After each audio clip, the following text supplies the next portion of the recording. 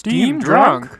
Last month, I found a random Super Famicom exclusive game on Steam, Umahara Kawase, and somehow I continue to find the most random Super Nintendo games that are listed on Steam for some bizarre reason. This time it's Legend, a very simple, straightforward beat-em-up that's really not all that noteworthy or memorable. I guess Umahara Kawase kind of makes sense because it was part of a series, and they at least ported it and made some minor changes instead of just sticking the ROM up for sale. That appears to be what's happened with Legend. Your guess is as good as mine as to why this, of all games, is listed for $5 on Steam. The game at least looks and sounds as good as you could hope for from an older game. I will say the integer scaling in windowed mode looks really nice, but for some reason things get wonky when you play in full screen mode. It just doesn't want to work. The big appeal with a game like Legend is the local co-op 2-player mode. No online multiplayer, sorry, but the game is pretty fun for a while with the second player. And by the way, the footage you're seeing here is in real time. That's not the game lagging. That's really how slowly you move. It's very, very deliberate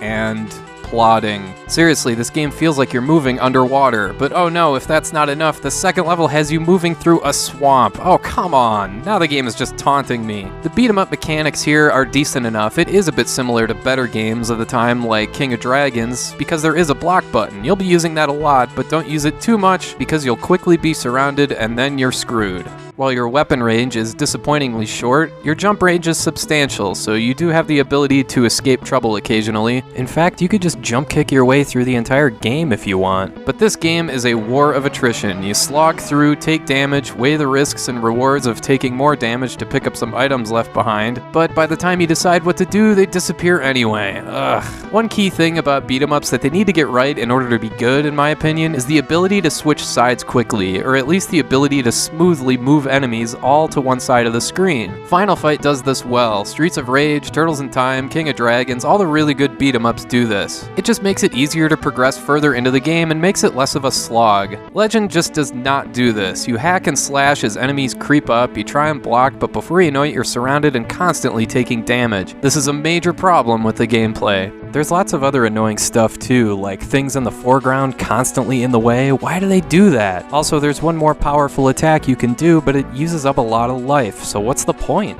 In case Legend isn't hard enough for you, there's a difficulty setting, but I'm pretty sure all that does is just change how much life the bosses have. Speaking of, the bosses are probably the highlight of this game. They're huge sprites and pretty creatively done, and it's a nice break to have a sort of one-on-one fight instead of constantly being surrounded while your slow as molasses ass gets beat. Try saying that 10 times fast. Anyway, I haven't the slightest idea what a game like Legend is doing on Steam because it's not all that great, and not even in the top 8 or even top 10 beat-em-ups on the Super Nintendo. If they sped the game up a bit, it'd be a lot better, but it's just too slow. I guess if you really need a throwback, local multiplayer beat-em-up, and you've got $5 burning a hole in your pocket, then go ahead and check out Legend.